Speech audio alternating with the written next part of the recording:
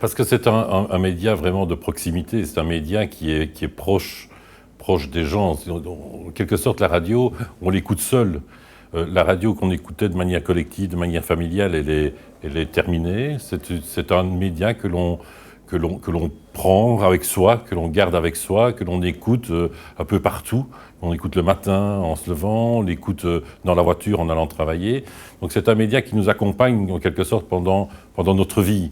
Et donc c'est aussi un média qui est très facile, je veux dire, qui est très, très facile à écouter.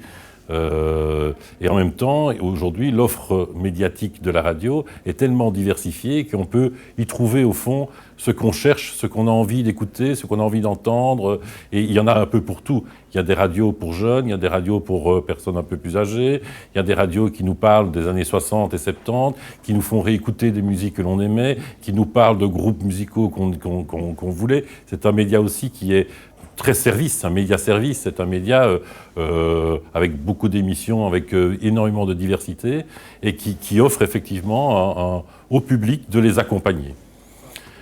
Oui, mais les jeunes, ils n'ont pas attendu les services publics pour créer leur propre radio. Vous avez aussi beaucoup de radios web aujourd'hui, web radio, qui sont conçues, fabriquées, réalisées par des jeunes qui ont quelque part créé une tribu autour de ces radios.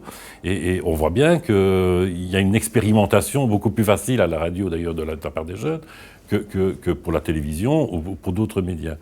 Alors que les services publics s'intéressent aux médias jeunes, à la radio jeune, oui, je pense qu'elles doivent le faire, parce qu'il y a, dans les missions de service public, il y a aussi s'adresser aux jeunes. Et donc, il faut trouver des langages, il faut trouver des formats radio qui s'adressent effectivement aux jeunes, où une part d'interactivité existe, et pourquoi pas, effectivement, faire intervenir des jeunes dans la construction de la programmation de ces radios. Ça se fait, il y a des expériences qui se font, qui se font un peu partout, et ça marche plutôt bien.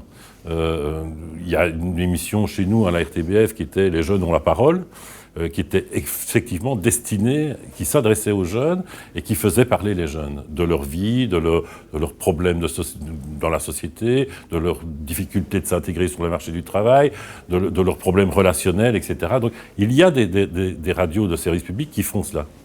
Et je pense que dire d'abord aux jeunes qu'ils doivent aussi, à un moment donné, prendre en main aussi leurs propres médias, c'est pas difficile aujourd'hui, techniquement en tout cas, de faire cela.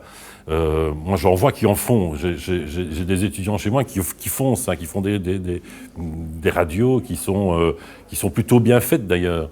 Moi je pense qu'il faut d'abord se saisir de cet outil-là, et puis pourquoi pas venir proposer, je crois que les médias de service public, mais tous les médias de manière générale, doivent être à l'écoute de cela. Et donc pouvoir intégrer éventuellement aussi des jeunes qui ont du talent, qui ont des choses à dire, qui ont des choses à faire, de les intégrer dans leur programme. Et je pense que c'est une manière aussi d'exister, et une manière aussi de, comment dirais-je moi, de dire...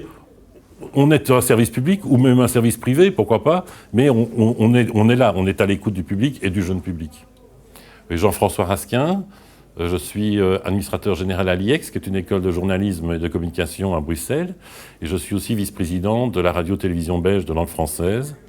Et je souhaite évidemment bon succès à la journée mondiale de la radio qui sera organisée ici à l'UNESCO.